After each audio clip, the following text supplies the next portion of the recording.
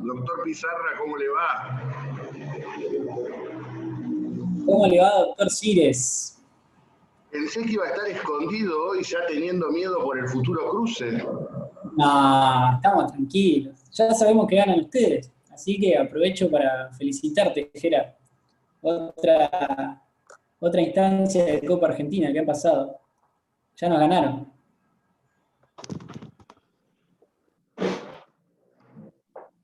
Hola, buenas tardes.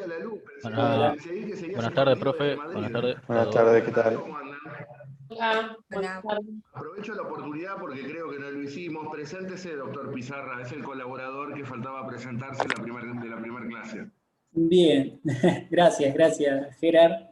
Sí, tuve algunos problemas de horarios. No me he podido conectar, por eso no pude presentarme anteriormente. Bueno, mi nombre, como puede leerse, es Juliano Pizarra. Soy abogado recibido en esta honorable casa de estudios, y bueno, soy uno de los colaboradores junto al licenciado Reyes y a Carolina de Montis de esta comisión, 45, que dirige el doctor Cires.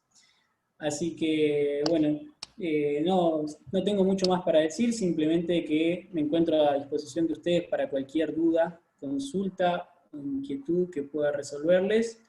Tienen mi mail subido a esta plataforma, pueden contactarme por cualquier otro medio, también no hay ningún problema. Siempre estaremos ahí dispuestos a resolver cualquier cuestión académica o cualquier problema. No tengo mucho más para decir, doctor, así que lo dejo con la clase. Muy bien, solamente para agregar que, pobrecito, murió en Madrid. Está resucitando.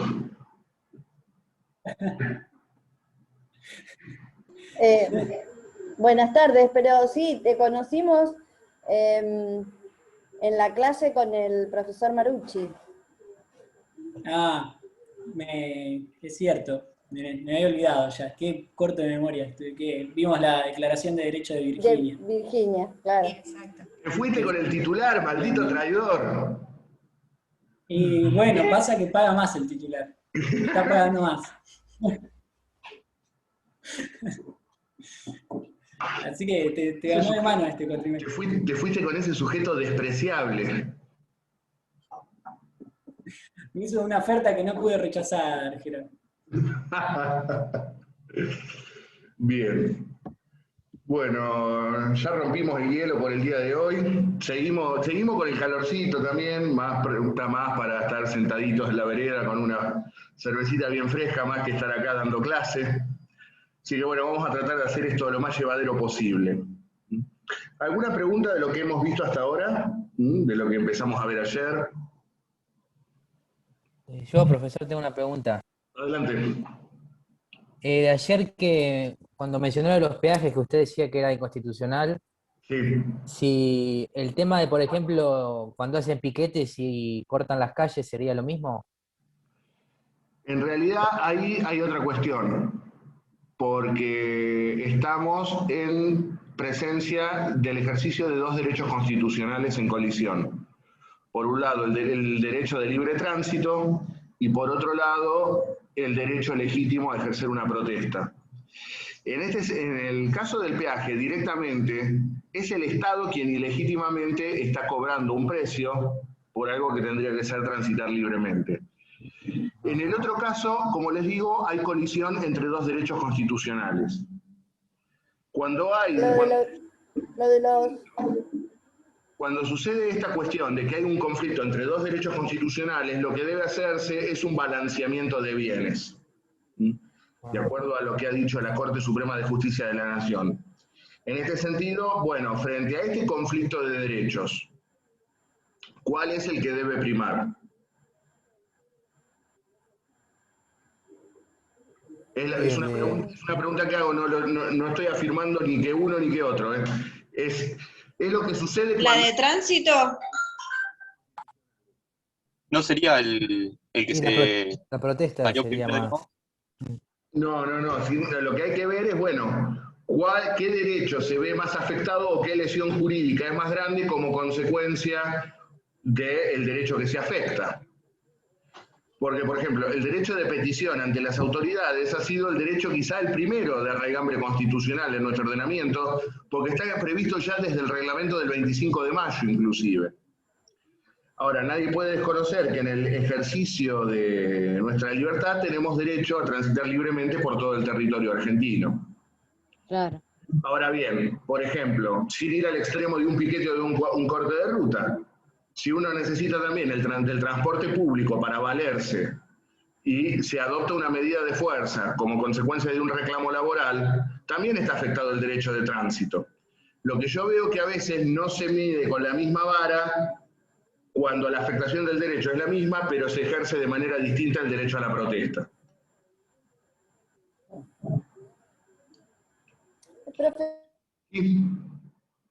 Que justo se cortó el audio. Que usted dijo que el tema de los peajes era el Estado. ¿El Estado cuando lo delega en manos privadas? Porque en realidad es privado. No. Esto lo van a ver ustedes en derecho administrativo. El peaje generalmente se utiliza bajo la modalidad de concesión de obra pública. No es un servicio, claro. Es un servicio que el Estado terceriza. Porque claro. El Estado, ¿por qué cobra peaje? O mejor dicho, ¿por qué ese tercero cobra peaje en nombre del Estado? Porque para mantener la ruta. Para mantener la ruta, para mantener servicios, que esto, que el otro. Es una función primordial del Estado que podría hacerse a través de una tasa. Cuando el Estado cobra como consecuencia de la retribución por un servicio, es una tasa jurídicamente hablando. Nosotros vulgarmente le decimos a todo impuestos. Pero en realidad jurídicamente son contribuciones, que es el género. Y las contribuciones tienen tres especies: los impuestos propiamente dichos, las tasas y las contribuciones de mejoras. La tasa implica un servicio que brinda el Estado y el contribuyente paga como contraprestación de ese servicio. En el caso del peaje, en lugar de ser una tasa, es un canon que se abona a quien que se le ha delegado esa función. Tendría la misma naturaleza jurídica que, por ejemplo, alumbrado, barrido y limpieza, seguridad de higiene y demás. El problema es que si las rutas son estatales y la jurisdicción sobre las rutas es del Estado, y estas son vitales para ejercer el comercio y para el transporte, ¿por qué tenés que cobrar para mantenerla? La tenés que mantener. Y como ya les digo, todavía no han llegado al artículo constitucional propiamente dicho que entra en colisión con esto. Pero lo dice claramente, no podrá cobrarse ningún derecho bajo ningún concepto, ni bajo ninguna denominación, ni reglamento de comercio. Es decir, profesor, un segundito para terminar. Con lo que la Constitución nos dice es que se le ponga la denominación que se le ponga, no debería cobrarse. Por eso yo me manifiesto por la inconstitucionalidad del peaje. Otro sector de la doctrina considera que es perfectamente válido. Y en efecto, como lo dije ayer, la Corte Suprema considera que es válido. Sí, ¿qué me querías preguntar? En el caso de esto, que no cumple con arreglar las rutas, todo eso, ¿qué pasa? Y habría que demandar al Estado por incumplimiento. Porque la verdad es un desastre. Un desastre total. Bueno, por ejemplo, a veces también forma parte del rol que el ciudadano cumple también. Porque como cuento siempre, yo no soy de acá de La Plata, yo soy de la ciudad de Miramar, ahí pegadito a Mar del Plata. Y precisamente la interdependencia económica, y el doctor Pizarro se ríe, bueno. La interdependencia económica entre Miramar y Mar del Plata es enorme, y es un vínculo similar al que existe entre La Plata y la capital federal, por la cercanía geográfica. Con lo cual, mucha gente de Miramar suele ir a trabajar a Mar del Plata, por lo cual tenés que ir y volver por la ruta. En el año 87, el gobierno provincial de Antonio Cafiero decide poner un peaje entre Miramar y Mar del Plata. Lo tuvieron que levantar por la presión que precisamente ejerció la ciudadanía. Y era célebre imagen, me acuerdo, yo era muy chiquito en esa época, tendría 5 o 6 años más o menos, 87, 5 años tenía. Pero me acuerdo de las colas que se armaban allí en la ruta y la gente que pasaba por la casilla y les tiraba constituciones a los empleados del peaje. Fíjense, la presión ciudadana, el reclamo ciudadano surtió efecto. De hecho, si ustedes van por la ruta 11 en el tramo de Miramar-Mar del Plata, van a ver que está inclusive el hueco que dejaron las casillas que habían colocado. Tuvieron que levantar todo. Entonces, más allá de los reclamos judiciales o legales que puedan ejercerse, también está la presión ciudadana. Ahora, si todos vamos como ovejitas, usamos el servicio y no nos quejamos, también es complicado. Yo sé que tenemos muchos quilombos cotidianos, no se llega a fin de mes, hay que llegar a laburar, comerte una cagada a pedo porque llegaste tarde, y encima tener que cargarnos al hombro, protestar por cosas que nos tendrían que corresponder legítimamente. Pero bueno, como siempre cito la frase de un gran jurista alemán llamado Rudolf von Jhering, que decía que el derecho implicaba una lucha constante por el mismo. Y los principales operadores de esa lucha por el derecho somos nosotros, los abogados, precisamente. ¿Qué querías agregar, Juli? No, con respecto a lo que decía la compañera sobre el reclamo judicial, por ejemplo, de esta tasa de peaje, como bien la caracterizó Gerard, también lo van a ver más adelante, pero consideren que uno no puede negarse al pago, ¿no? Sino que por el principio de solve et repete, la materia tributaria existe por el poder imperio que tiene el propio Estado, ¿sí? Es un actor privilegiado dentro del derecho. Uno debe pagar el impuesto que considera, el tributo que considera en colisión, puede ser una tasa, un impuesto, una contribución especial, y luego iniciar el reclamo judicial. Pero primero es requisito pagarlo, ¿sí? Eso significa el solve et repete, pague, y después se le devolverá en algún momento, si gana. Para que vean más o menos cómo funciona. Claro, porque además hay otro principio que es el de legitimidad de los actos públicos. Los actos estatales se presumen legítimos. Será en el marco de un proceso judicial que tendremos que demostrar si el acto ejercido por el Estado es ilegítimo o es inconstitucional. Y esto no es hablar en contra del Estado, sino que es necesario para el propio funcionamiento del Estado. No malinterpreten, no estamos dando una visión hiperliberal de terminar con el Estado. Es necesario es necesario que sea así para el propio funcionamiento del Estado. Imaginen si cada orden del Estado la pudiéramos cuestionar en tribunales y no se pusiera en práctica hasta que no terminen todos los procesos judiciales que se inicien sobre ese conflicto. Sería imposible el funcionamiento. Profesor, claramente que acá, cuando se habla de peajes, se está contradiciendo a lo que es la Constitución. Entonces, ¿cómo? No es que no hay que contradecirla, y en este caso sí, se la contradice, y luego, hasta que se comprueba todo, se verifica y demás, pasó el tiempo. Y si bueno, es que nos dan... Así funciona el sistema, uno no es que, porque todo depende del sistema de control de constitucionalidad que se tenga. Nosotros tenemos un sistema judicial difuso de control de constitucionalidad. Pero tampoco hay muchos sistemas en los cuales la norma sea examinada ex ante, solo los franceses tienen ese sistema. O sea, no lo vean como un problema típicamente argentino, es un problema del derecho público en general. Como dijo usted, y citó a Rudolf von Jhering, alemán, dijo que siempre hay que estar luchando por los derechos. Para que se den una idea, nuestro sistema de control de constitucionalidad está tomado ni más ni menos que del derecho norteamericano. Sí. Y en Estados Unidos tienen exactamente los mismos problemas en materia de control de constitucionalidad. Hay que peregrinar por tribunales para lograr la declaración de inconstitucionalidad de una norma. Profe, en Alemania es totalmente diferente. Tengo un amigo que trabaja en Múnich, y si pasas el semáforo en rojo, te cobran multa o te llevan preso hasta que te tiene que ir a retirar otra persona. Nada que ver con cómo se maneja nuestro país. Vos decís, tampoco bueno, eso es discutible, hay que ver, porque tienen un sistema distinto de nosotros con respecto a materia de contravenciones. En efecto, el Tribunal Constitucional alemán hace muy poco declaró inconstitucional precisamente los códigos contravencionales estaduales, así que no es tan así. Para hablar sobre el derecho comparado hay que complejo. Sí, es muy compleja la situación. Sí. No, él siempre me dice de eso, de que la Argentina es un desastre. Yo digo, no, yo me quedo a mi Argentina. Será un desastre, pero me quedo acá, es mía. Él está en un país de visitante. Bueno, ¿alguna otra pregunta? Veo que les interesa mucho la cuestión del peaje.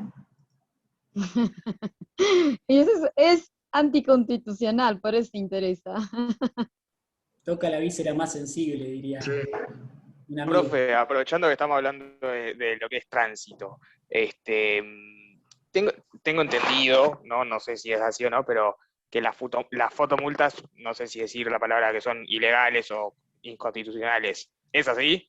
Sí. Sin embargo, te lo cobran igual. Sí, pero es muy fácil ganarlo al juicio, ¿eh? Debe ser el más fácil de todos. Son procesos mucho más cortos y demás, Sí, ¿no? sí. Además, podés pedir, por ejemplo, a mí me ha pasado fotomulta que me han hecho en Entre Ríos, pido la prórroga de jurisdicción y la peleo acá, ¿no? Esa es la más fácil de todas. Bien. Además, ¿En serio? A veces te aparecen fotomultas de que vos, qué sé yo, el 25 de abril estaba en la ruta 225 y resulta que ese mismo día yo estaba en mi despacho. Claro, además tengo entendido que se puede apelar que las cámaras tendrían que tener una mantención por mes y demás, y si no están mantenidas, digamos, son nulas, ¿no? A mí me llegó una de Campana ahora, cuando fui a Gualeguaychú hace, no sé, 3 semanas, y me llegó una multa como que pasé exceso de velocidad, y está abajo de un puente, y era 80, y yo pasé de 82, una cosa así. Y bueno, me cayó, hará 2 días, el lunes, 5.500 pesos. ¿Lindo o no? Y bueno, reclamar. Bueno, vamos a avanzar un poco, porque tenemos que ver también otra cuestión muy sensible y de mucha actualidad, como es el tema que arrancamos viendo ayer de los derechos y las garantías constitucionales. Ayer comenzamos a ver el derecho de seguridad individual, el decreto de seguridad individual. Vimos que en su preámbulo garantizaba el ejercicio de 4 derechos: el derecho a la vida, el derecho a la libertad, el derecho a la honra y el derecho a la propiedad, y que el goce de estos 4 derechos conjuntamente constituían la seguridad individual. Luego, en el articulado del decreto, se encuentran plasmadas las garantías para asegurar el ejercicio de dichos derechos. Y en este sentido, ya habíamos visto el artículo 1, que establece que nadie puede ser penado ni expatriado sin que proceda forma de proceso y sentencia legal. Y anticipamos que es lo que conocemos como el debido proceso legal. Para condenar a un habitante de la nación, para imponerle una pena, debe sustanciarse el debido proceso legal, que está constituido por un íter lógico compuesto por acusación, defensa, prueba y sentencia. Hay un funcionario estatal, que es el fiscal, que será el encargado de llevar a cabo la acusación pública en representación de toda la sociedad. El imputado, aquel a quien se le está reprochando la posible comisión de un ilícito, deberá ejercer su legítimo derecho de defensa. Ambas partes producirán prueba, siempre teniendo en cuenta que es el Estado quien debe destruir la presunción de inocencia del ciudadano. Y luego, como corolario de ese proceso, de ese iterlógico, de esa acusación, de esa defensa, de la producción probatoria, tenemos finalmente como producto final la sentencia que, como anticipé ayer, debe estar fundada en ley. Habitualmente yo pregunto en el examen, bueno, ¿en qué tiene que estar fundada la sentencia? Y todos me dicen en prueba. No, no. Parezco el Tano Pazman. La sentencia tiene que estar fundada en ley. El juez determinará que una persona es penalmente responsable de la comisión de un ilícito en tanto y en cuando esa conducta esté tipificada en el Código Penal o en las leyes complementarias. Y la pena que le corresponde por haber incurrido en la comisión de dicho delito también está contemplada en el Código Penal. En consecuencia, la sentencia tiene que estar fundada en ley. Se funda en prueba el veredicto de inocencia o de culpabilidad, el guilty or not guilty de las películas norteamericanas.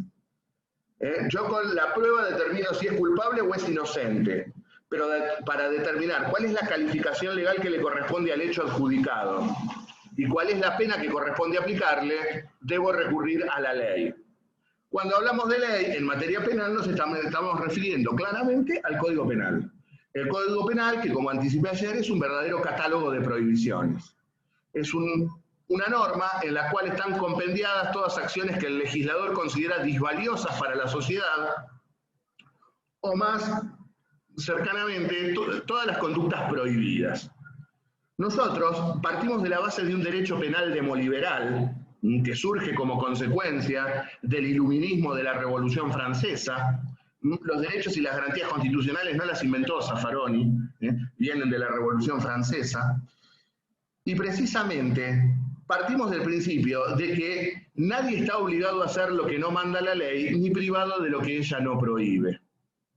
Es lo que en derecho constitucional denominamos principio de clausura, y significa lo siguiente: todo aquello que no está expresamente prohibido está permitido. La regla general es la libertad, la excepción es la prohibición. Como decía Kelsen, el silencio de la ley es la libertad del ciudadano.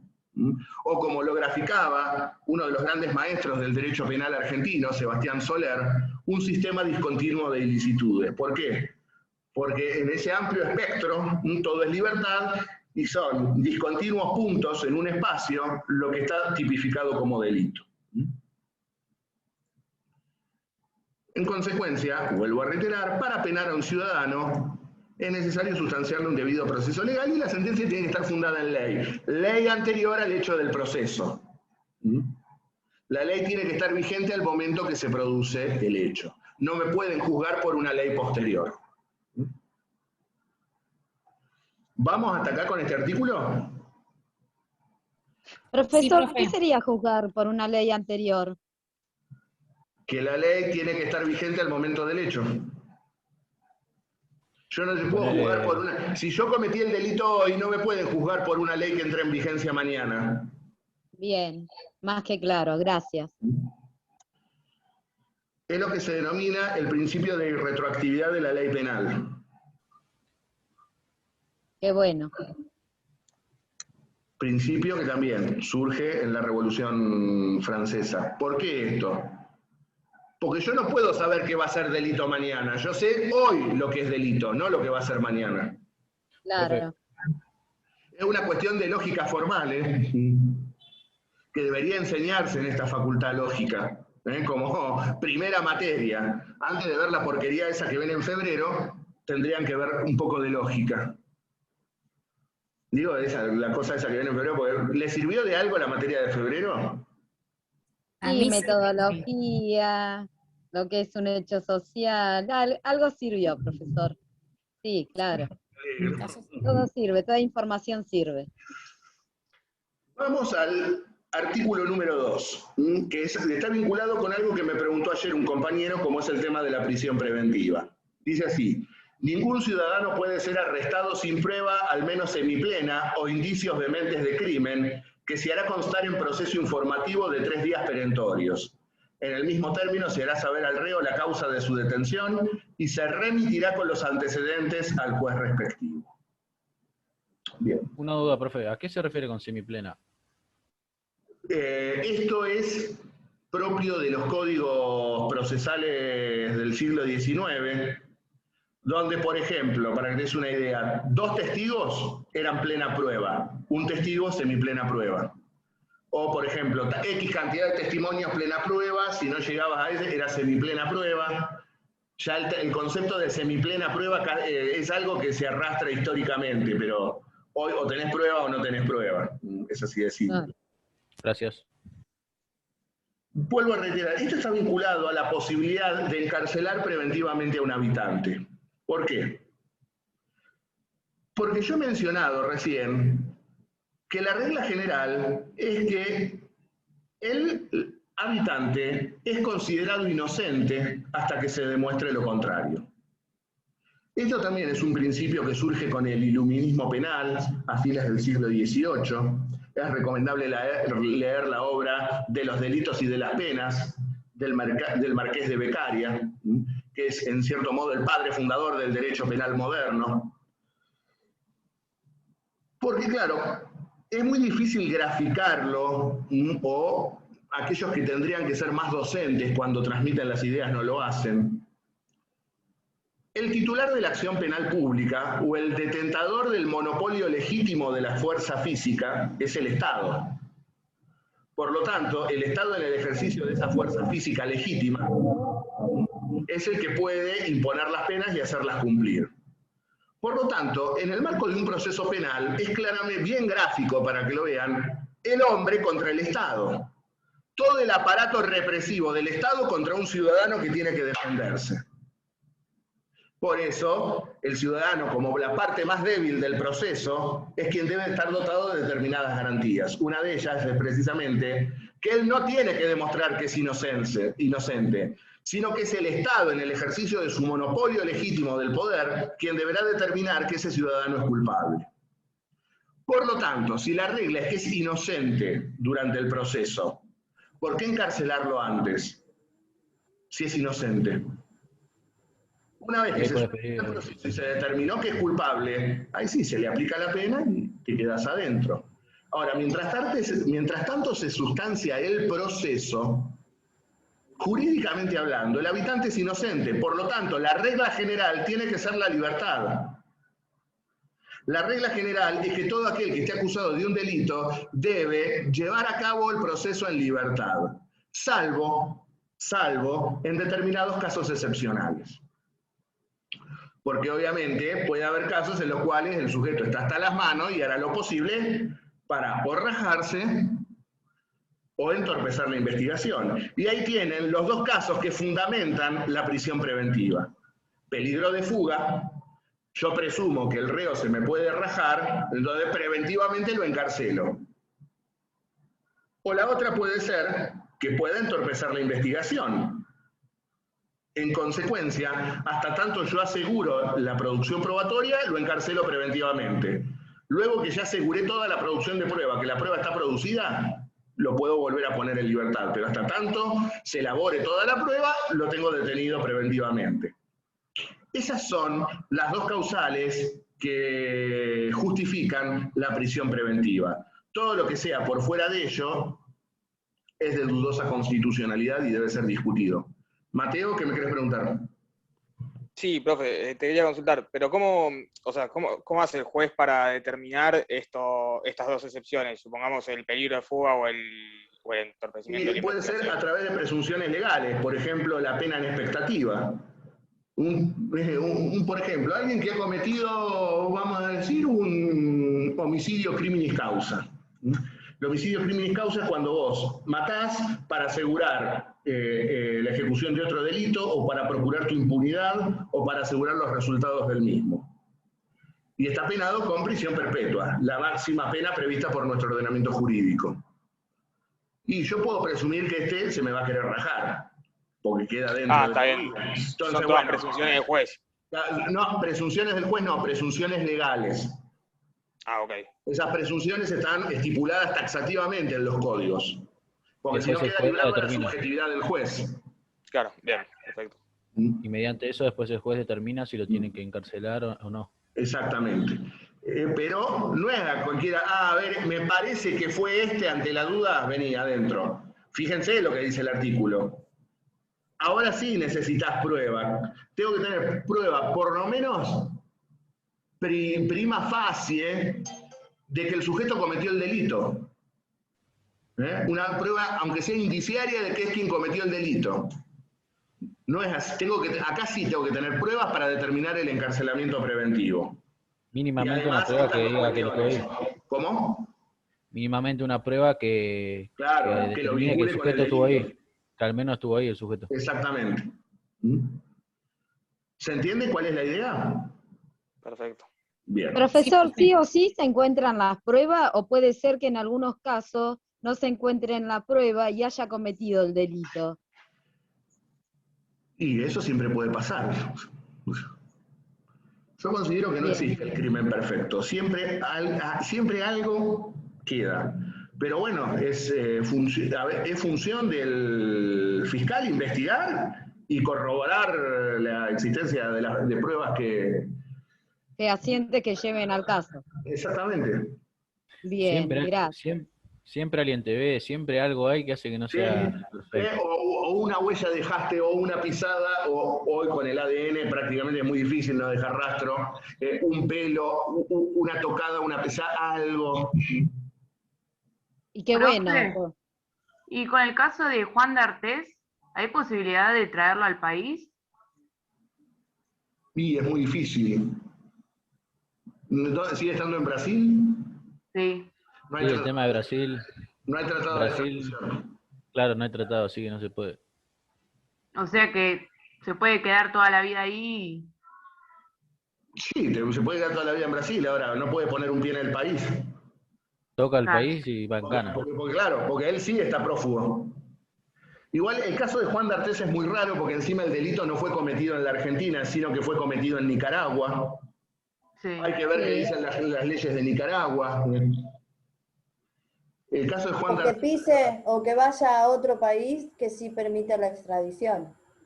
Sí, lo que pasa es que también, no quiero entrar acá en materia de extradición porque es algo que van a ver en derecho internacional público, pero es complejo el proceso de extradición. Es un juicio dentro del juicio el proceso de extradición. Ok. Implica que la conducta sea considerada delito en ambos países, que el país que te lo tiene que mandar tenga la garantía de que vos lo vas a juzgar de acuerdo a las garantías constitucionales. No es que, sí, pisa otro país, lo traigo. Es muy, pero muy complejo el tema, muy complejo.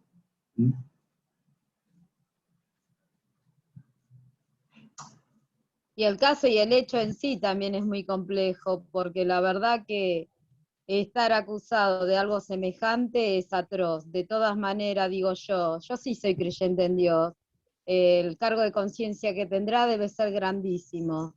De todas maneras, siempre digo más de lo mismo. Aquel quien cometió un grave error con alguna persona no vivirá en paz. Nada, es.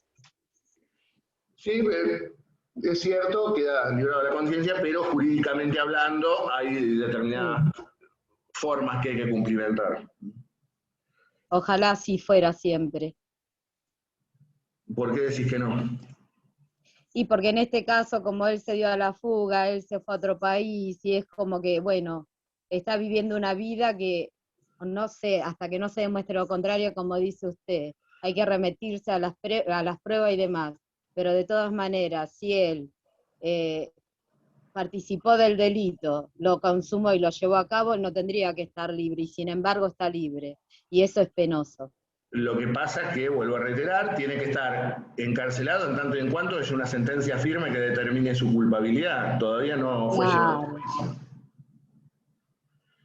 Y para eso hay que tener las pruebas fehacientes como para que determinen eso, la culpabilidad. Vamos los artículos 3 y 4 tienen que ser estudiados conjuntamente. ¿Por qué? Porque consagran el derecho a la intimidad.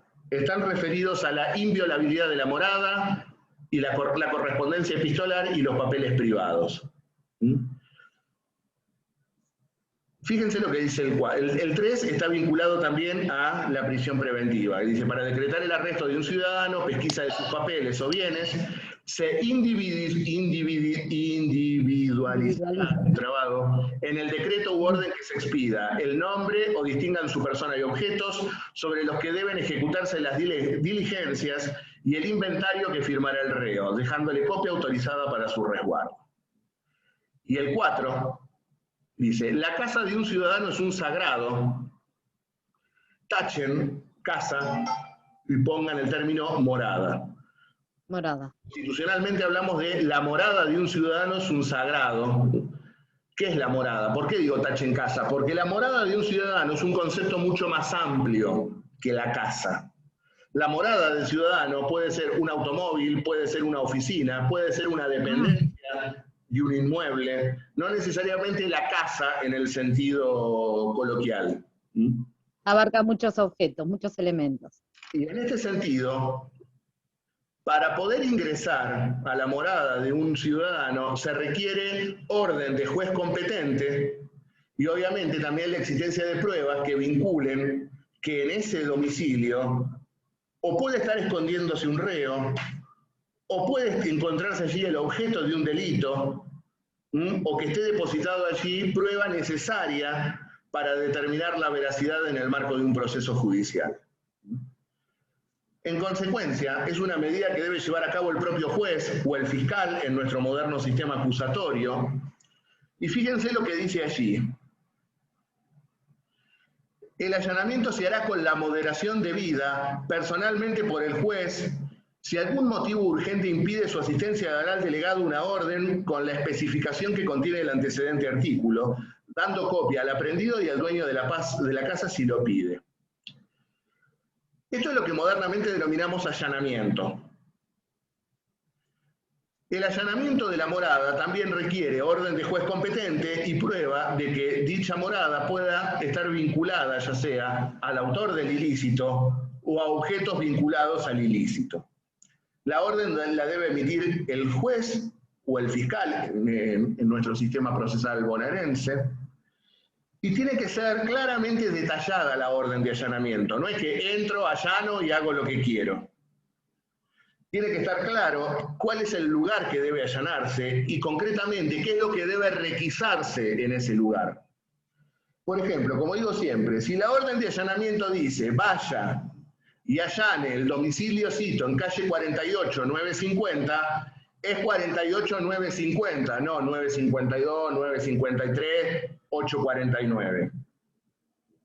¿Se entiende?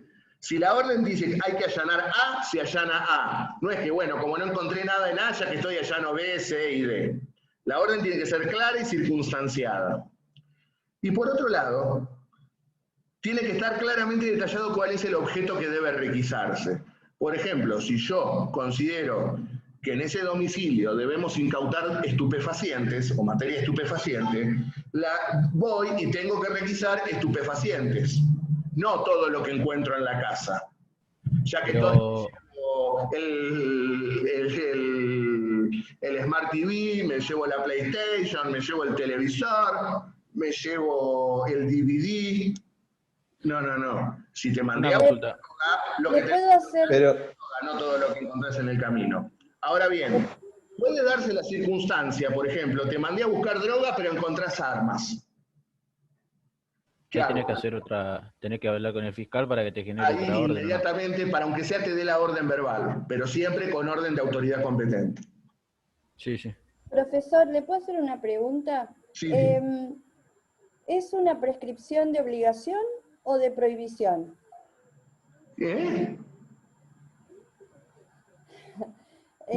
Es una duda que tengo de otra materia que estamos viendo, las prescripciones, la clasificación. Eso te lo deben haber dicho en la introducción al derecho, ¿no? Sí. Esto es un mandato legal para el juez. Ajá. No es una prohibición. Es una orden. Es una orden. Ajá. Todavía siguen dando eso en la introducción al derecho, yo no puedo creer. Sí. La verdad, el juez a la hora de allanar no se va a estar fijando si es prohibición, si es proscripción o... No puedo creer que sigan enseñando esas cosas. Es un mandato legal, es un imperativo legal. Ahora una pregunta, profe. Si encuentran un arma, Sí. y el arma esa, o sea, el chabón, el dueño, tiene portación. Sí, legítima.